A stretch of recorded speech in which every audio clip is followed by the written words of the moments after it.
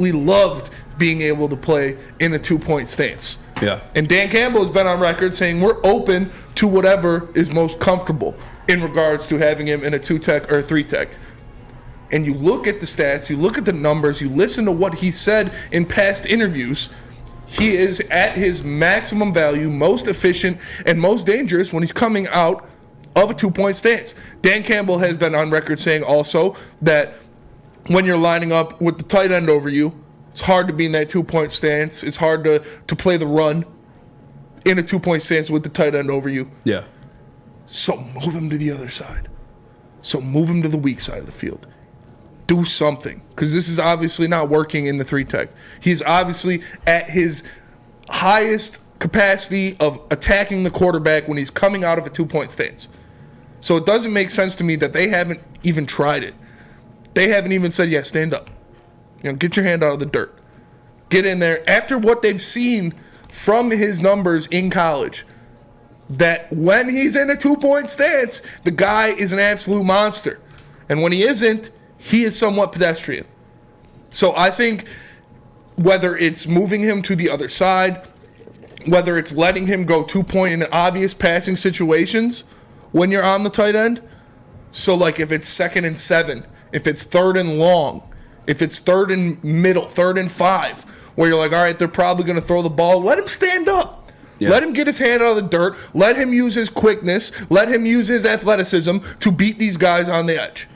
If not, you're not only hampering him, you're hampering the team.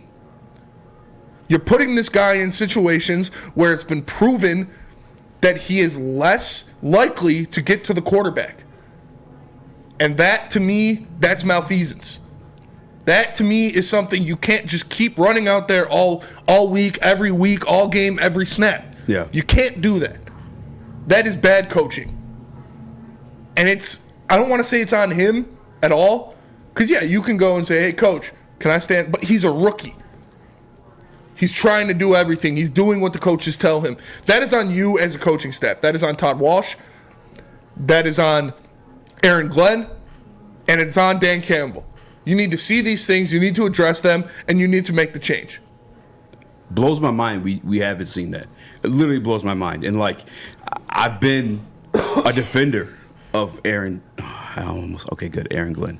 It's going AG from now on. I told myself that yesterday. I don't know why I'm not staying put with that. But nonetheless, I've been a defender of Aaron Glenn, of AG, up until this point. Because I've literally seen reps. Guys, I'm a nerd. I'll go back and I'll watch the tape. I've seen reps where Aidan Hutchinson dropped into pass protection before I've ever seen him rush from a 2-point stance.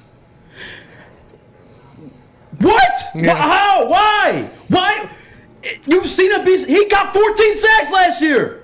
A lot of them rushing out of that 2-point stance. Mm-hmm. I've never seen him drop back into coverage.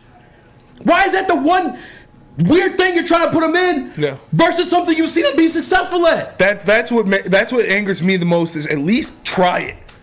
At least try it. To me. If you try it and he's still not getting the quarterback and he's getting blown up in the run game, then I'll be like, all right, you tried it, it didn't work, whatever. But you're not giving this man the opportunity to do what he does best in the position he does it best in.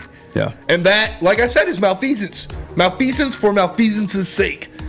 Like, there is no reason you can explain. If he had 7 sacks on the year, 20 quarterback pressures, was playing great, then I'm like, all right, fine. You leave him where he's at. It's obviously working. But it's obviously not working.